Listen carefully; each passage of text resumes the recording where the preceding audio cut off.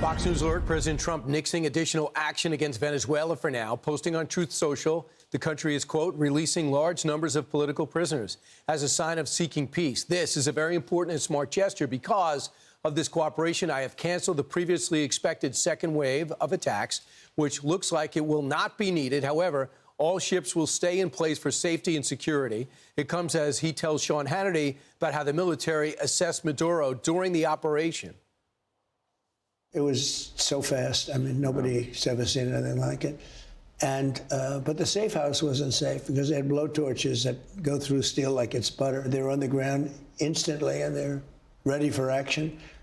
These are brave people. We have the greatest soldiers in the world. We have the greatest equipment in the world. Nobody can match us. You know, I rebuilt the entire military during my first term. General Jack Keane joins us now. He is Fox News' lead strategic analyst. First off, the president, I know you agree with him about the quality of our military and the operation. You originally said, General, hey, we got to get rid of these other guys, the vice president and the interior minister and others. Do you feel keeping them in place is the wrong or right move? As long as we can control them, it's the right move. And evidently, the relationship we have with the acting president, Rodriguez, and every indication I'm getting talking to people is that she is complying. And obviously these other two leaders, the MOD, Minister of Defense and Minister of Interior, could depose her, could oppose what she's doing, and because they have the guns. The Minister of Interior owns all the gangs and militias that are on the streets right now, making sure that people don't celebrate. And the Minister of Defense, it's obvious, he owns the military. So, but right now they have their cooperation. I would assume that our people have spoken to each one of those men and let them know what the alternative is if they don't continue to cooperate. And it's pretty obvious and clear. If we can do what we did with Maduro, can you imagine what we could do with the three of them? We know where they are, we know where they live, we know where they work, we know how they transit. We can deal with them, and they know it. So right now they're complying, and let's continue to do. I think it was the right decision. Let's stabilize the country, begin its economic recovery, and transition to elections. Let me say this, Brian. I mean, I am absolutely stunned by the success and daring of this operation, flawlessly executed, a brilliant operation. And can you imagine if the helicopters were shot down and the rest of it and the operation failed, what people would be saying? They'd say, what was Trump thinking? How would he expect to fly into a country for well over an hour in a helicopter and get to a military base, to the presidential compound, and then just fly in there with a relatively small number of people and capture Maduro? How could anybody think that that could be successful? But it was successful. And the implications of that success has captured people's imagination. So much so, we have leverage now in South America and Latin America that we didn't have before. Witness the capitulation of the Colombian president. And we have leverage with our adversaries throughout the world. Look what just happened. We landed on a ship in the Atlantic Ocean off the coast of the United Kingdom, was being protected by a Russian destroyer and a submarine. We put some guys fast roped down on the ship, and the submarine and the destroyer left. Iran is being impacted by this as we speak. They're exercising restraint because they have a tendency now to believe if President Trump says, if you kill these people wantonly, then you're going to answer to me. Words to that effect. And General, I just think too. Yes, the implications are profound. Absolutely. Bolsonaro, we went from a 27-year prison sentence, and the president told him you better release him, to a 2-year prison sentence. I think Brazil got the message too. Today there's going to be, I would normally not ask you about an economic question, but today an important security meeting between oil executives and the President of the United States, Marco Rubio, Chris Wright, who's going to be our guest of energy later, and Doug Burgum. We have to get U.S. companies in there, and we might have to call on their patriotism. This is a key meeting, right?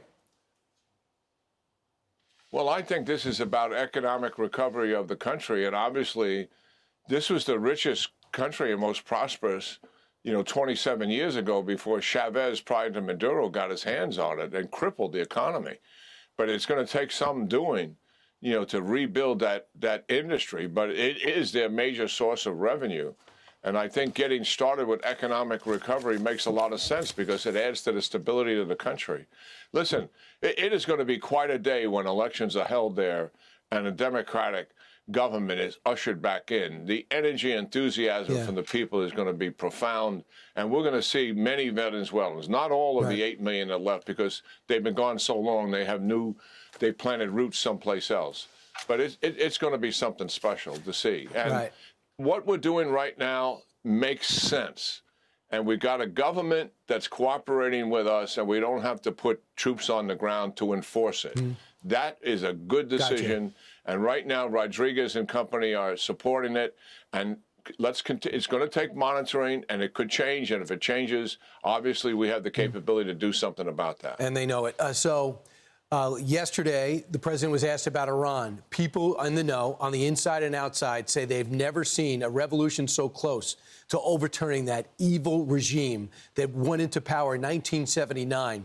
Here's what the president said about our role. Listen. You believe that Iran, you think the country is on the verge of collapsing? Well, it could be. I mean, what they've done is in the past, they've started shooting the hell out of people, and all of a sudden people without any weapons whatsoever are standing there and you have machine guns gunning them down, or they take them to prisons and then hang them and kill them. So they played rough, and I said, if they do that, we're going to hit them very hard. Well, we're going to hit them hard. We're ready to do it. If they do that, we're going to hit them hard. General, your thoughts on what the role we could play and what's happening there?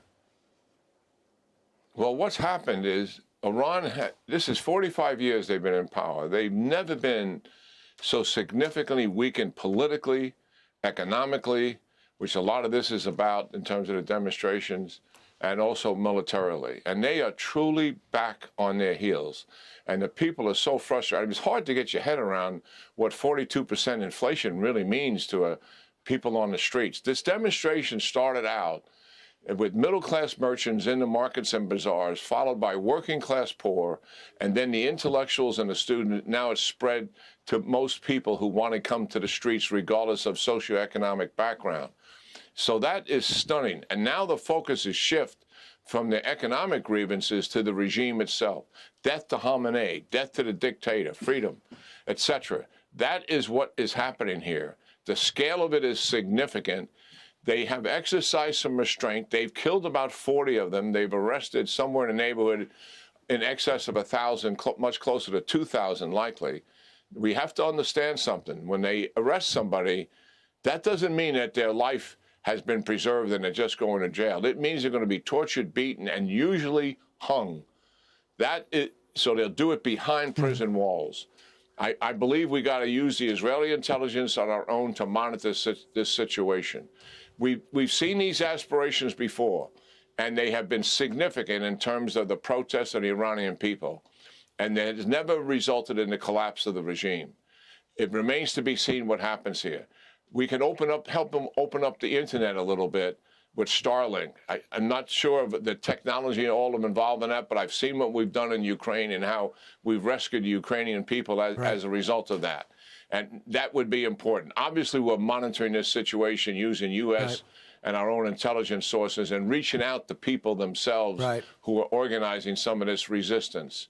But the final thing is the operation in Venezuela has impacted them. President Trump's statements has impacted them. And if they begin to do what they have done in the past, and that is mow down hundreds of people and imprison thousands, then I believe President Trump has got to act and take down some of these leaders once and for all. And we can do that based on Israeli and our own intelligence. And I'm hoping that we're sending messages to them, not just publicly, but privately, what's at stake here. Yeah, they should get their tickets punched to Moscow. That evidently is the fallout plan for the Ayatollah. That would be great. General Jack Keane, thanks so much. Appreciate it. Always great. Impactful times on the world stage. Yeah, great talking to you. Have a wonderful weekend, you and the team. Thank you. You got it. I'm Steve Ducey. I'm Brian Kilmeade. And I'm Ainsley Earhart. And click here to subscribe to the Fox News YouTube page to catch our hottest interviews and most compelling analysis.